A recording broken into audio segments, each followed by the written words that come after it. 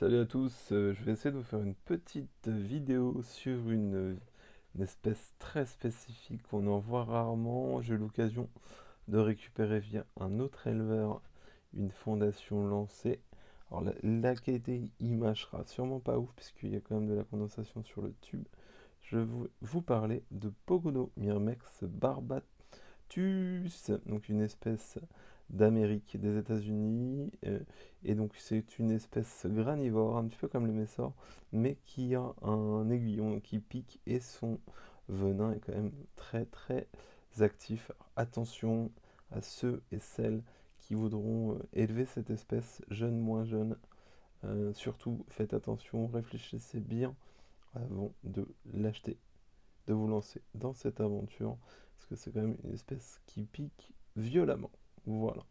Donc je voulais vous les présenter. Donc là j'ai une fondation avec une vingtaine d'ouvrières. Comme je vous disais, la visibilité sera peut-être pas ouf, puisque dans le tube il y a quand même pas mal de condensation.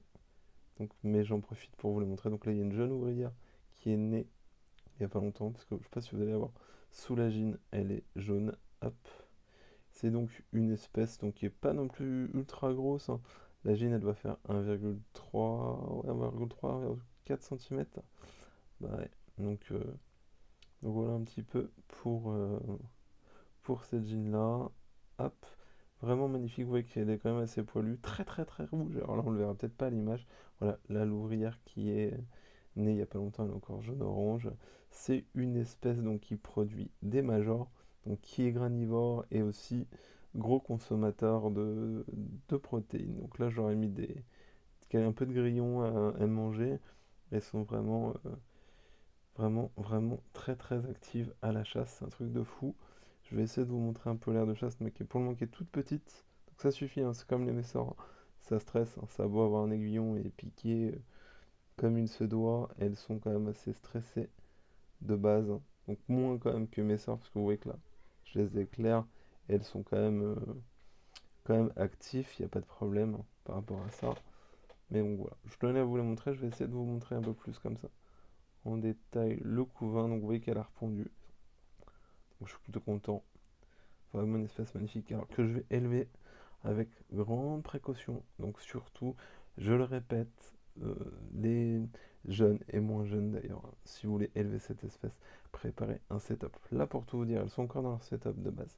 Elles déménageront, mais en plus donc, du setup. Donc là j'ai fait tomber des grillons à côté, hein. Là j'ai une boîte où elles peuvent logiquement pas y aller, mais j'ai quand même mis une boîte avec de l'huile paraffine et j'ai un couvercle en plus. Voilà, donc il faut quand même jouer la sécurité. Donc là, je vais vous montrer rapidement l'aire de chasse. Je sais pas si on va les voir chasser. Je leur ai mis des petits grillons et elles sont quand même assez voraces puisque vous voyez que le temps que je mette les grillons et que je lance la vidéo, elles les ont déjà tués pour la plupart. Voilà. Donc voilà un peu ça. Il y a un deuxième tube que j'ai ouvert quand j'ai nettoyé le premier tube en fait où il y avait un peu d'alcool puisque l'anti-évasion qui est présent sur celui-ci c'est du talcol, c'est du talc en fait avec de l'alcool pour faire une pâte et donc les fourmis glissent, donc c'est pour ça que c'est comme ça. Et à réception il y en avait un petit peu qui était rentré dans ce tube là, donc je l'ai nettoyé, maintenant tout est nickel.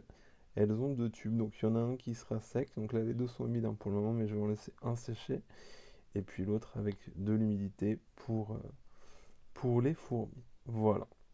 J'espère que la vidéo vous a plu, merci de m'avoir regardé, c'est un plaisir de vous présenter cette espèce et je ne manquerai pas de vous la montrer dans un autre épisode. Merci à tous, salut salut!